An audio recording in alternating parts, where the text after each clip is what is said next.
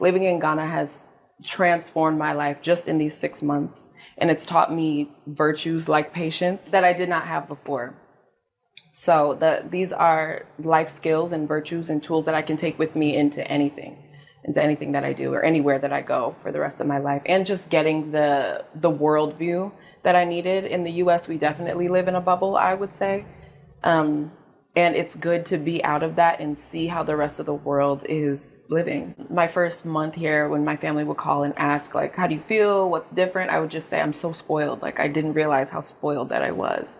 And so even to be able to come to Ghana and be able to take advantage of like the currency rate difference and have so many opportunities in front of me, I had to really check my own privilege and realize how grateful I should be for the position that I was born in. That is not something that I felt before coming to Ghana. I had an angst for life. The whole world opened up for me when I came to Ghana, and I realized that I had real options and that it wasn't just work for a company that doesn't respect me in America or maybe try to be a starving artist or something like that. But you have a myriad of options. It's just up to you to do the research and commit to them and have no fear. Coming here, I was able to find a lot of gratefulness for the position that I was born into that I didn't have before. I can say with confidence that I'm not the person that I was in July. And when next July comes, I know I won't be the person that I am today. Everybody have reason why he or she relocated to Ghana. I also have my story, and one day I'm going to share it on this platform. So today we're about to check a video of an African American who left the US and relocated back to Ghana at the age of 25. She came to Ghana alone. This is Africa. You and I know how they lied to them about Africa. For her to take that bold step and come to Africa, then she is really, really a strong woman. I know this video is very, very long, guys, but it's worth watching. Let's stick to this video from beginning to the end, and you will not regret it. Let's watch. When you told me you were 26 years old and you were here in Ghana by yourself, yes, I was like, well, wait a minute. There's a story here. And I knew that there was much more to this. So how did you end up in Ghana? Yes. How did I end up in Ghana? Well, it all started just on the curiosity of Africa. I grew up in a very pro-Black family. So I think I didn't have a Eurocentric mindset to begin with. So that's like page 1 of my book. So once I finished schooling and I got the job that I wanted and I was in a comfortable, stable place, I was able to start researching and imagining what it could be like traveling to Africa, what country I should go to, what would be the safest option for me. And after doing research and stumbling on videos like yours, I realized that it could be a reality. Now tell me what it's like growing up in a pro-Black family, because That's a good question. because a lot of Black children don't grow up in pro-Black families. As a matter of fact, they grow up in the exact opposite. That is so true. Yeah. So what was it like for you? That is so true. Even it's simple down to loving my skin, loving my hair, having pride in the way that I look and the way that I carry myself and my family, where my people come from, loving being Black. That was the environment that I grew up in. I wasn't taught self-hate. So I think I was given a very good start. What do you think, or how do you think that impacted you as a person? You know, because a lot of us have been taught self-hate. Yes, I grew up in a family that they don't want to believe that they're Black. They don't want to believe they have any connection to Africa. So their whole thing is they want to be quote unquote Native American above all. You know, some of that's in there, but they don't want to be African. So what was it like for you? Or how do you think that impacted you to embrace your Blackness? I think it made me able to see coming to Africa as an option for me very early on in life. And I think that's how I got here at 25 instead of 55 or 65, like a lot of other expats are. You know, they're retired and they're older. I think that start to life is what made me able to consider Africa as a good option and a beautiful, safe place and somewhere that I belong. Okay. Now, what were when you started talking about coming to Africa, how did that go by yourself? How did that go over with your friends and family? People thought I was crazy, definitely. People didn't understand why not Paris or why not Greece or something. and they were nervous for my safety. They didn't know a lot about what the internet or electricity is like in Ghana, but I just encouraged them to do their own research. And then they would see that Accra is a beautiful, developed city, just like any other. So they were expecting you to be going to stay in a hut somewhere? Yes, like I was saying earlier, they thought I was going to go live in a mud hut for a year and and have no phone and no computer and things like that. But well, still on FaceTime. I tell everybody that was my thought too, really? when I was making my decision to come to Africa.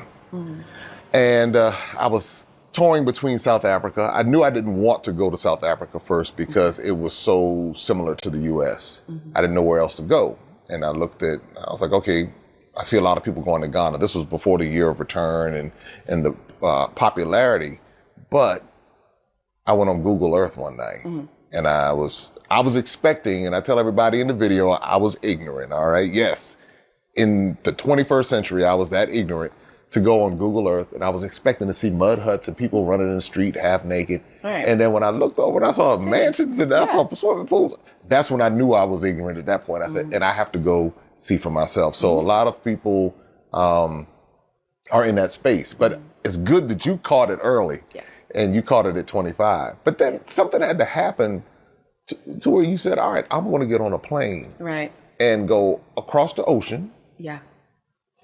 You know what it is? I think it was realizing that I was in a stable place in my career and I was comfortable. And I'm 25. People don't usually retire till 65. So I'm thinking, okay, it's going to be 40 more years of just this, of trying to climb the corporate ladder. And you understand? I do. I was like, okay, I need to do something else first before I fully commit to this. And so then I started looking. That's interesting because there's so many people in their 40s and 50s. They're waking up and they're saying, I've given 20, 30 years to corporate America or to whatever, the grind.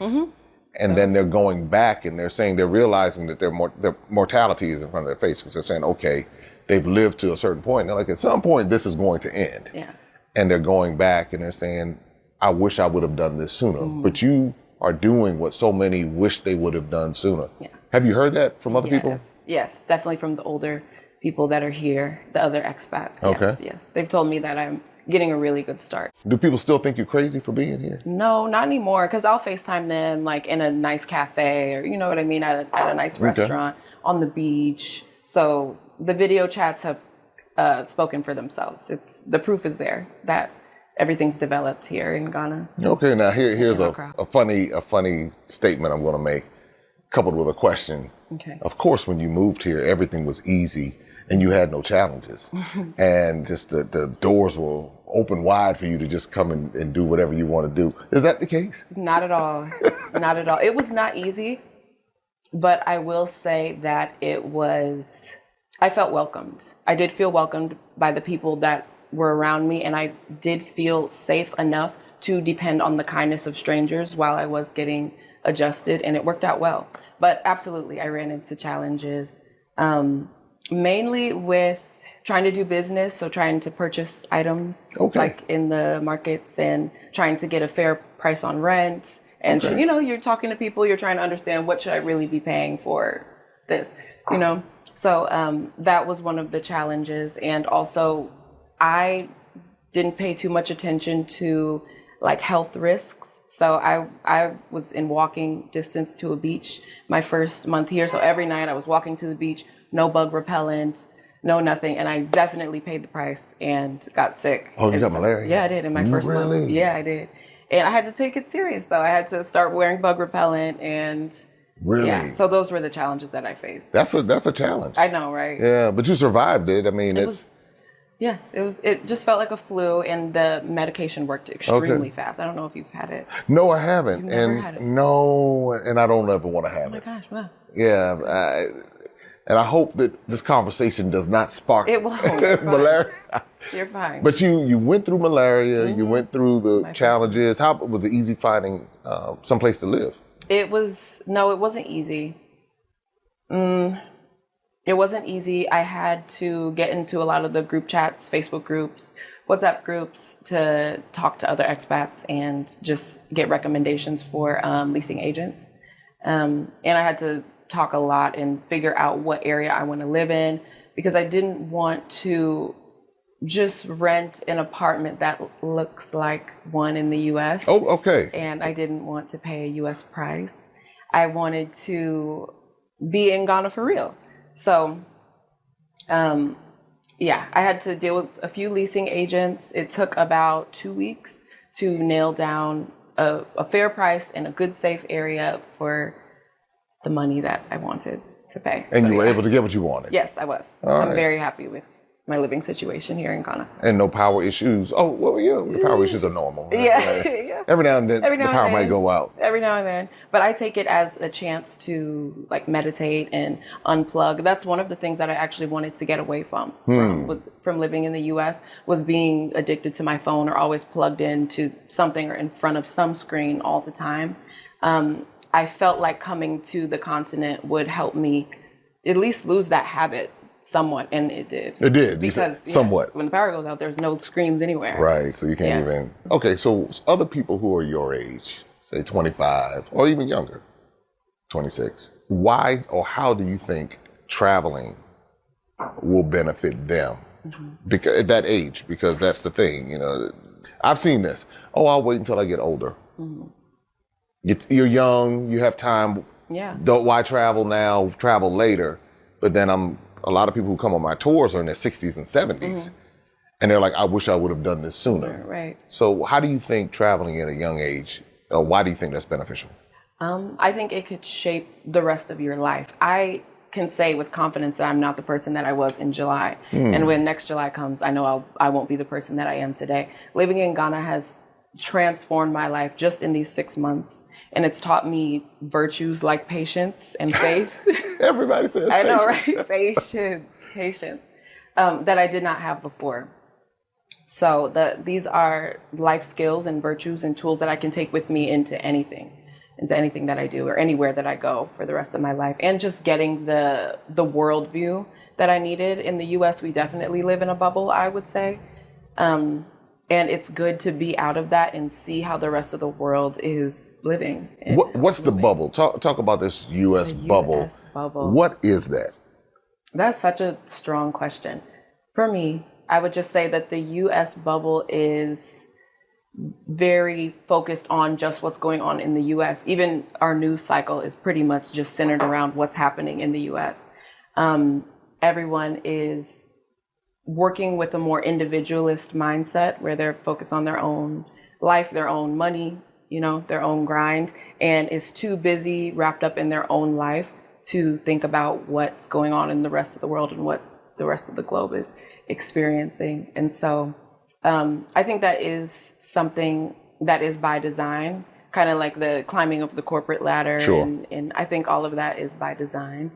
And it's meant to just make you committed to being a worker bee in America. That's my belief. But being outside of that, it for me, the whole world opened up for me when I came to Ghana. And I realized that I had real options and that it wasn't just work for a company that doesn't respect me in America or maybe try to be a starving artist or something like that. But you have a myriad of options. It's just up to you to do the research and commit to them and have no fear. Yeah, you articulated that perfectly, because Thank you. so many people feel that way. So many people are thinking that the U.S. is it. And they're oftentimes at a point of despair. It's like, well, what am I going to do? Yeah.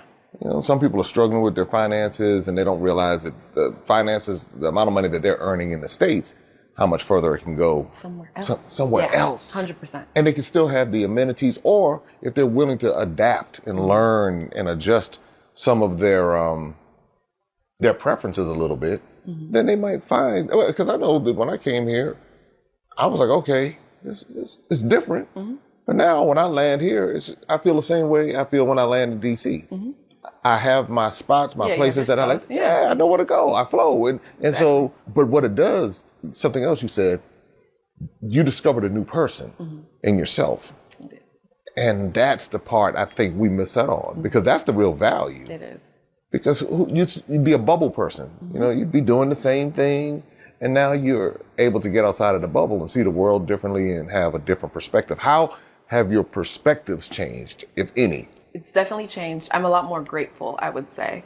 My first month here, when my family would call and ask, like, how do you feel? What's different? I would just say, I'm so spoiled. Like, I didn't realize how spoiled that I was. And so even to be able to come to Ghana and be able to take advantage of like the currency rate difference and have so many opportunities in front of me, I had to really check my own privilege and realize how grateful I should be for the position that I was born in. That is not something that I felt before coming to Ghana. I had an angst for life just because being a Black American, I think that a lot of us can feel scorned and disrespected and just like, ugh, you know? Yeah, I know. There's a weight to it. There's a heaviness to it. And coming here, it's so nuanced just being in this position, but coming here, I was able to find a lot of gratefulness for the position that I was born into that I didn't have before.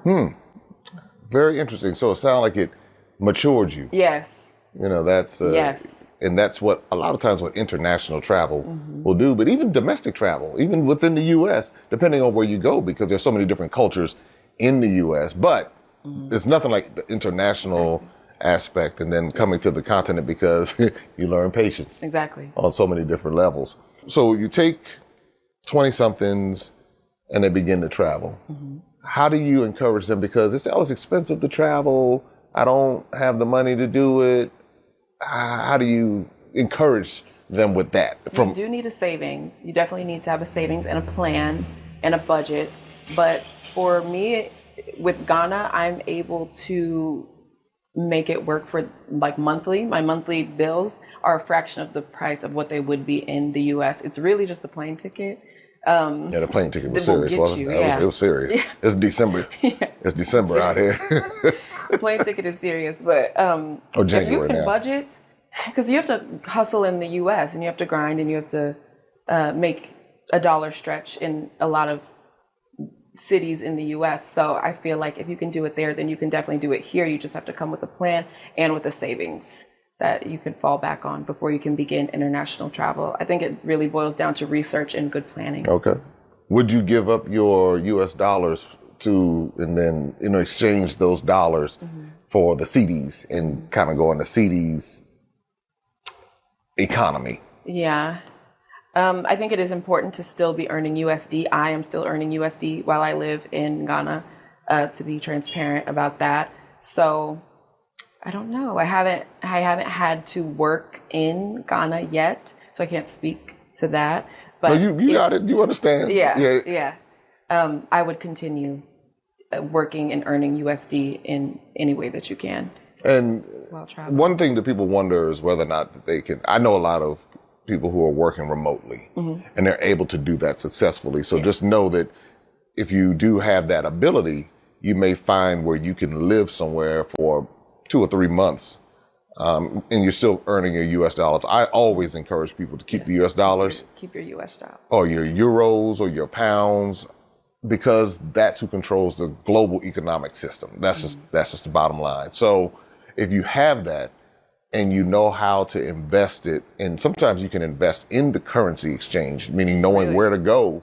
Yeah, I'll give you a good example. When I first came to Ghana, the exchange rate was 4.75 Ghanaian cedis Really? to $1? one US dollar.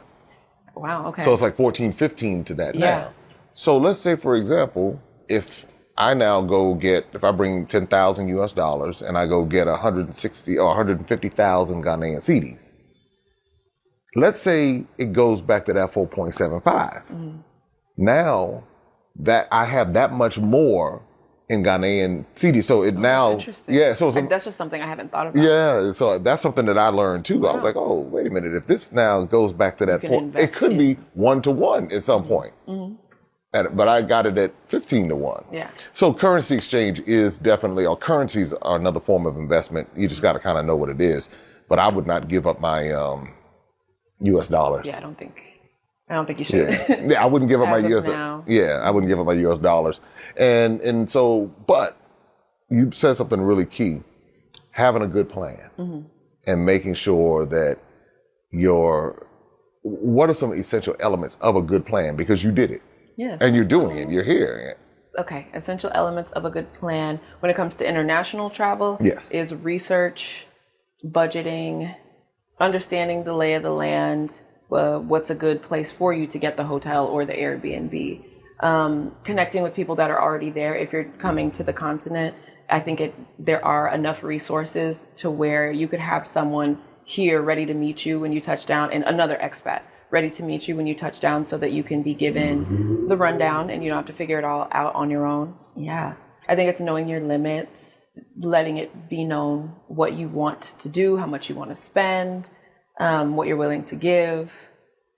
Yeah. So with the computer and technology age and with the Gen Z or millennials, young millennials, are you Gen Z? I think you're Gen Z. I think you're. Yeah, you're Gen Z. I'm an old Gen Z. You're old Gen Z, Yeah. borderline young millennial. Young millennial, right. old Gen Z, yeah. So that's a tech. I think all the generations are tech generations now, because I've seen some 90-plus-year-olds I know, right? with Everyone. the iPads pads and everything, and I'm like, whoa, and they're getting it better than some other people, yeah.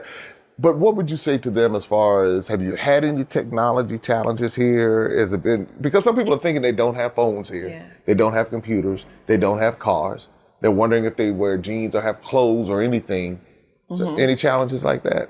No, we have all those things. Everything that you just listed is available in Ghana. If you do experience issues with like internet or electricity, there are places you can go that do have generators. So kind of in the US, it's a WeWork facility, and there are places like that here in Ghana you can go to work remotely if your apartment itself is not the most reliable. So there's options. This is a city. Accra is a city where people are working and need access to electricity and internet, and there are places you can go where you can have that consistently.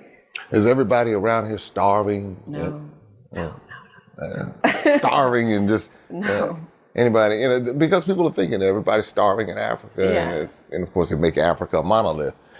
What's some of your favorite dishes, Ghanaian dishes? Ooh, that's a good question. I actually love garden egg stew. Okay. Contumre. Yeah, You contumre. love that, right? Yeah, I feel like we all love contumre. And what else? Gobe? It's is it gobe? What Yeah, is it? it's like black eyed peas and plantain. Is it red? Or red? No. Yeah, Red. red. Okay, red. Red, Okay. red. Love All that. right, yeah. So those are my faves. Those are my go-tos. And kenki with saltfish. Okay. All right, everybody. We've been talking to Janae Plendrick. Yes. And it's been a fascinating conversation. 26 years old, here in Accra, Ghana, by herself. But she's really not by herself, because she's established a community. That supports her, and that's a beautiful thing. So I hope that we inspire you to go travel, see the world. You have one life to live. Make the most of it. So until next time, please take care, be safe, and don't forget to like, subscribe, and share. Okay. Thank you. You're very welcome. Like I said earlier, everybody have reason why he or she relocated to Ghana. You know, Ghana is a beautiful place. Ghana is peaceful. Ghana is a place for everyone. You know, when you are in Ghana, you will have your best life. But please, when you are coming to Ghana, when you are planning on relocating to Ghana, please prepare well. Prepare well, because they don't pluck money on trees. Ghana is very hard. It's very difficult when you do not have anything doing. It's very, very difficult. As you can hear what they said, they prefer to be, taking money in dollars. That's because the more you get money here in Ghana, the more you spend it. In Ghana cedis, the more you spend it. So getting in dollars is better. And when you are saving, it's even better to save in dollars, because sometimes dollars appreciate. It appreciate and depreciate sometimes, but nevertheless, it's better to save your money in dollars. So if you are coming to Africa, whether you are coming from Nigeria or any other African country, prepare yourself. Come with dollars. Yes, dollars is well appreciated here. So guys, let me know your thoughts in the comment section below. Do well to like, subscribe to this channel, share this video to as many eyes out there. I believe they will watch and also learn one or two things on this clip. I love you guys always. Bye.